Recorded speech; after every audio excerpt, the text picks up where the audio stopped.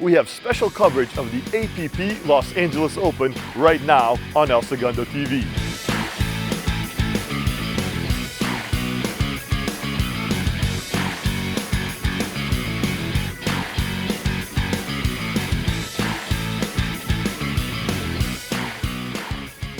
Hello everyone and welcome inside Recreation Park. I'm Miguel DeLeo. Now you may or may not be familiar with the sport of pickleball. It's a 57-year-old sport started back in 1965 by 4 families vacationing in the state of Washington. The name itself came from the family dog Pickles. But the game since then has grown, and especially the last few years, it has grown and evolved, and now everyone is playing. The APP tours all over the United States with tournaments just like this one. This tournament, the Los Angeles Open, has been a 5-day event. It started with day 1 with a setup and the number 2 ranked APP player, Zane Navratil, hosting a clinic. We were there and it was a blast. And then day 2 was amateur day. Day 3, the tournament officially began. And now we are moments away from crowning champions. Let's take a look at some of the best highlights from these past few days. 1, 2, 3, and we're officially open!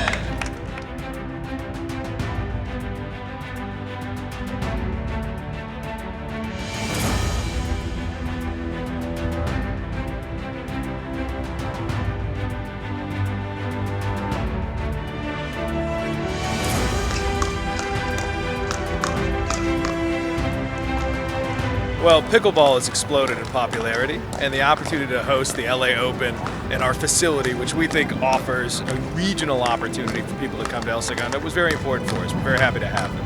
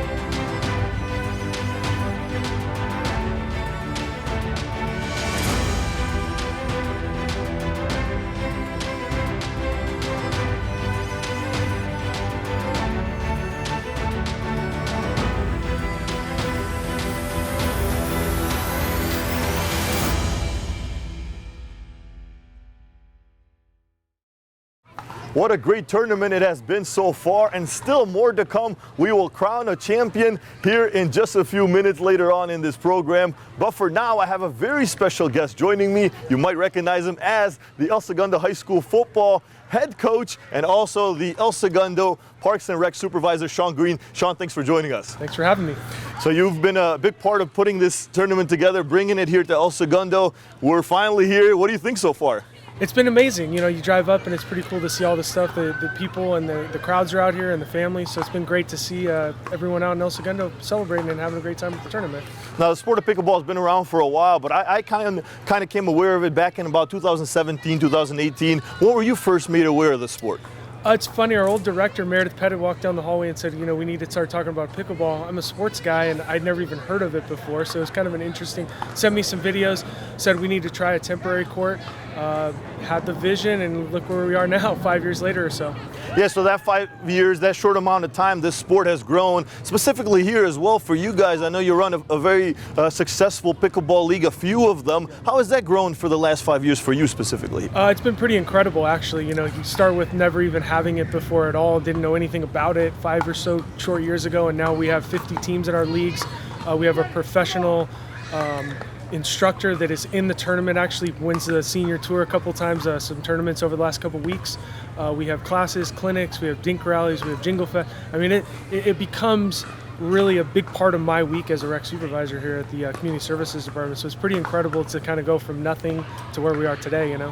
Why do you think the sport has grown in the speed and the pace it has over these last few years, and not just where it started maybe more for an elderly age group? Now it's everybody. Sure. At any age, any person, anyone can play it, and they have. It's interesting because, you know, that was the thing that I had kind of noticed. It was a little bit of an older crowd when we started, a little bit kind of slower game. I always heard a lot of the, you know, it's easier on my knees, I can run a little bit better, we're going back and forth because of the tennis is kind of a little farther to go. And now it's incredible. We've seen such a difference. We kind of pushed into a little bit of the older crowd, and now it's starting to go down. I'm obviously a little tight with the school, with the football thing, and PE teachers are doing it at the elementary schools and the high schools and the middle schools. So it's pretty incredible to see families out there now, and, you know, as little as, you know, 7 or 8, because the biggest thing you notice with this is it's not super skilled to figure out how to hit the ball over the net. Like, obviously these guys are professionals in the things they do, but it's pretty incredible to see a kid that's young that's able to kind of hit the ball. You know, tennis is a little bit like you got to learn and get all the techniques down. This is something you can kind of pick up pretty quickly and play. So it's amazing to see the families now, and it's really not just an elderly crowd that's out there. It's been awesome to see the families. Yeah, the first day of the tournament I was here, I saw a kid, he was maybe 16, 17, partnered up with someone my age in their 30s, and they were playing against 2 other people in their 30s, and he was killing it out there. He looked terrific. Now, with that being said, and obviously with your background as a former athlete here in the city, as well as the coach of a high school football team, do you think we'll see the sport in maybe the next 5 years or even 10 years as a regular varsity sport in the high school level?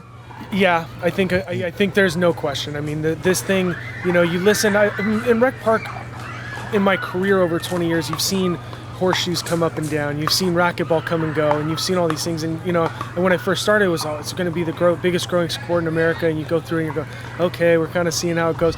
And then you've seen how it's gone. You see it on the NBA, you know, in the bubble and all these different places. I think it's only a matter of time. The schools are already starting to do it at PE levels.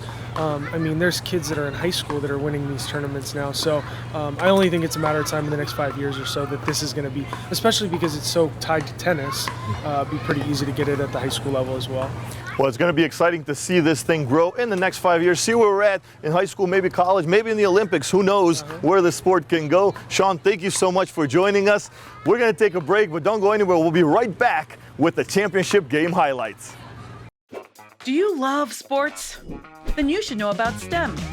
Because maximizing nutrition, analyzing peak muscle performance, calculating the perfect shot, and more are all made possible by science, technology, engineering, and math. In fact, there are more careers than ever in sports science. So if you have a passion for sports, then think about getting involved in STEM and improve everyone's game on and off the field. Get inspired at shecanstem.com. Hey Bobo, do trees tell each other stories? I'm sorry. I'm afraid I don't know that. Hey, why don't we go find out? Listen. Can birds draw pictures? I don't have an answer for that. Dad, do stars visit their friends? Look!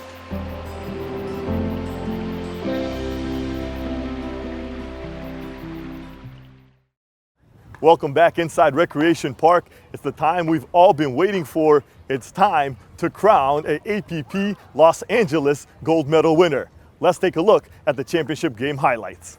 There were numerous gold medals handed out at this event, but we're going to focus on the main 2, the men's singles tournament and the women's singles tournament. Let's check out the highlights from the women's singles tournament first. In the women's gold match final, it's the number 1 seeded Anna Bright taking on the number 3 seeded Mary Brasha. Last week, both these girls met as well in another championship gold medal match, and it was Bright who came out victorious. Bright has to win 2 games in a row in this one to keep her chances alive since she lost earlier today. Brasha is undefeated on the day. Bright the aggressor early on, and that leads to her winning game 1, 11-1. then had a tough game too, but Anna Bright does what she needs to do and wins 12-10 to force an overtime. In overtime, it's first to 15, gets the gold medal. In overtime, Brasha kicks it into another gear and pulls through, finishing strong and taking a gold medal home. Women's single winner, Mary Brasha. Looks like you got Anna Bright's game plan there. Talk about that battle out there. It was such a good battle. Anna is such a good player, and I really just had to focus on my shots and get it together, and I did it. So it was really fun. Yeah. If there was a young girl that wants to start playing pickleball, what kind of advice would you give them?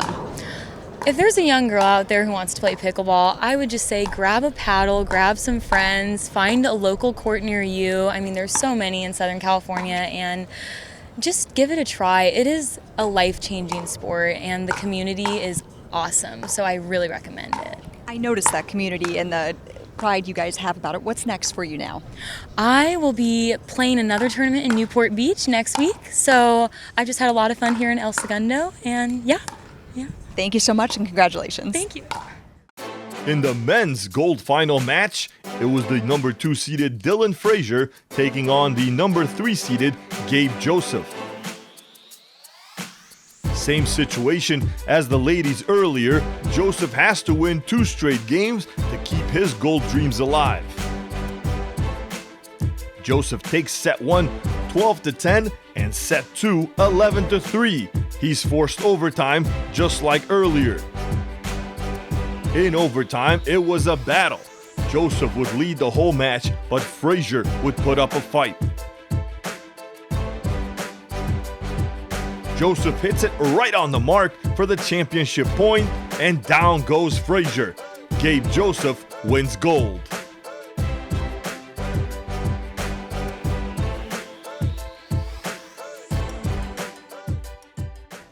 Here with Gabe Joseph, long weekend, long day. How did you keep up the momentum? Ooh, the momentum. Shout out to the team. They, Pops, Amit, Joel, Joey, everybody watching back home. They honestly, their energy kept me going. Honestly, like I can only pull so much within, but I think they believe more in me than I do in myself sometimes. So I think I gotta give it to them. That's what honestly kept me going, and I don't want to let them down. So that's what got me through the day. I saw the emotion and the excitement. What does this mean to you? Ooh, a lot. As Lauren mentioned, I haven't won a gold medal in a year, and that was actually a year ago from last week. It was actually on Father's Day I'd won, and I went with my dad, so I guess this makes up for it.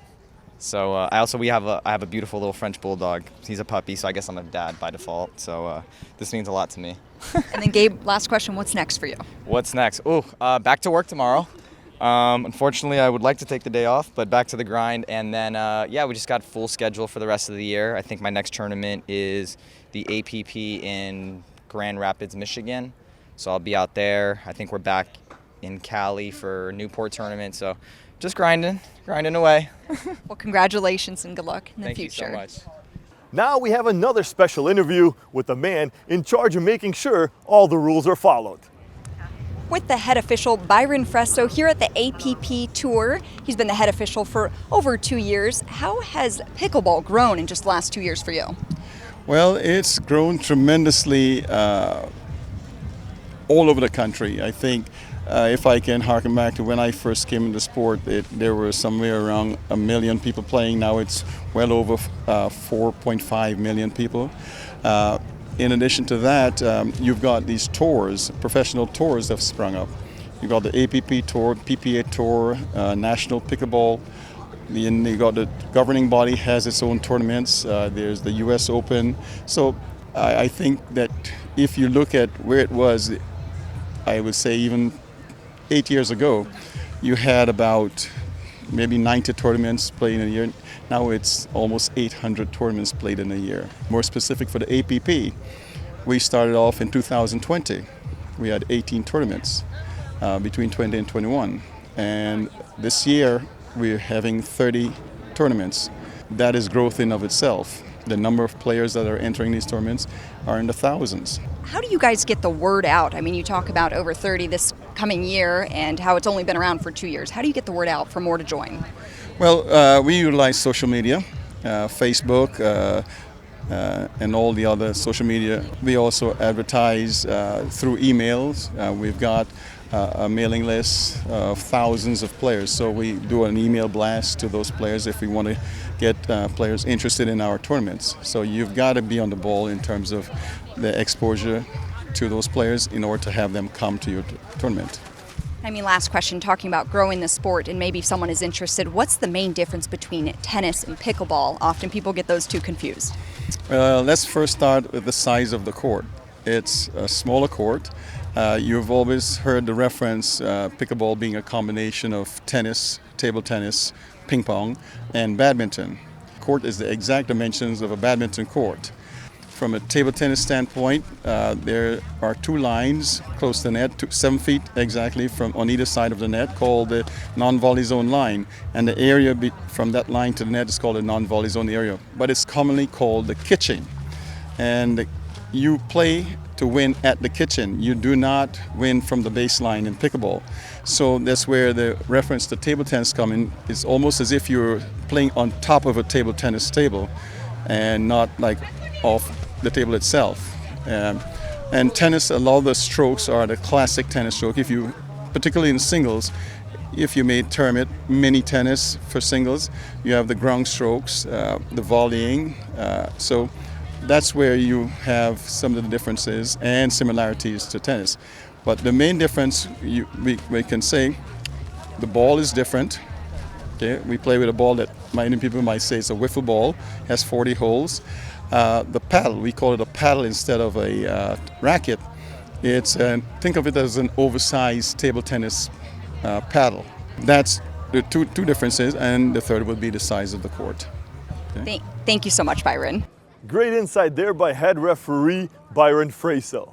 That's a wrap on this APP Los Angeles Open tournament. Again, congratulations to all the winners. That's going to do it from Recreation Park. For everyone here at El Segundo Media, for Tolly Anderson, I'm Miguel DeLeo. I'll see you next time.